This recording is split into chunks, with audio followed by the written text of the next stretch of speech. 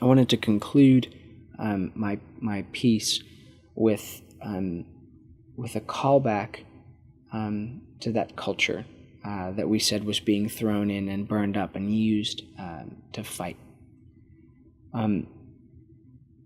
The struggle that the troops on the ground will face, we haven't even gotten into it. I hope that the images have communicated some of their despair, some of their pain, some of their torment. But maybe it's best for them to say that for themselves. And though many of them would pay with their lives, there were many poets in this war, and they wrote poems that at the time were not accepted in general society as poetry because they often didn't have rhyme or meter, or they weren't about beauty and art, but they were about real experience.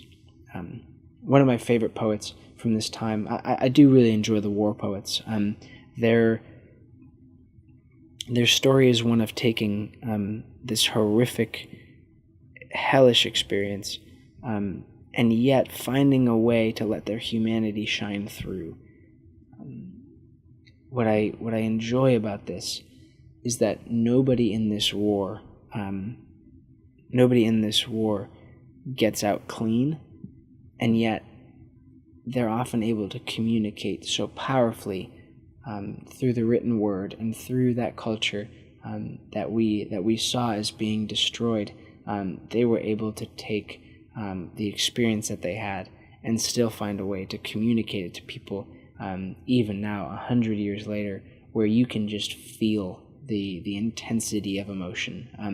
It's one thing to read about death tolls and statistics and battle plans in textbooks, but it's another thing to hear the way that the men at the time thought about it. Most of these poems are written in the trenches and in the war, and Wilfred Owen is one of the most famous and prolific war poets. He was British, and he wrote this poem.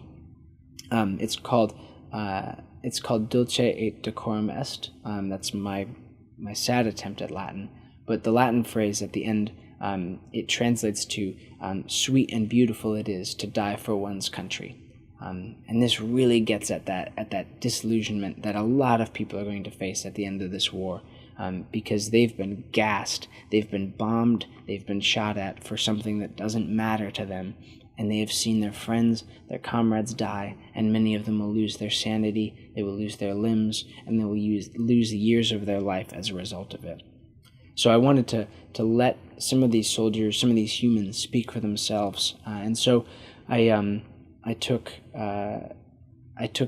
came up with a process here where I took photo paper, and in the dark I wrote on it with Sharpie, and then covered it with glass to give it that randomized blur pattern. I chose a poem about a gas attack because I really think that the gas attacks give us a special way to understand this war, in their confusion, in their mechanization, but also just in the base level human instincts that they bring out and the horrific things that they force others to see. That is the theme of this war, to me. And you can find other themes and you can go into other ways of looking at it. But really, for me, I didn't want to lose that human element. And so I wrote on the photo paper with Sharpie, and then the ink in the Sharpie comes off in photo fixer. So when you develop it, it stays on.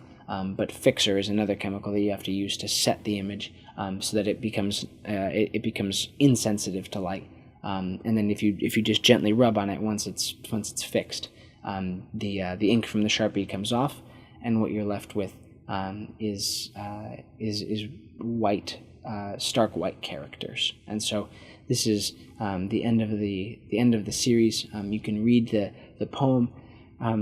And yeah, I hope that this kind of gives you some insight into the war and into something that I'm interested in. I'm recording this at like 9:30 at night, so it's going to be rambly. I've just gotten back from seeing you, which was wonderful, and I can't wait to see you again.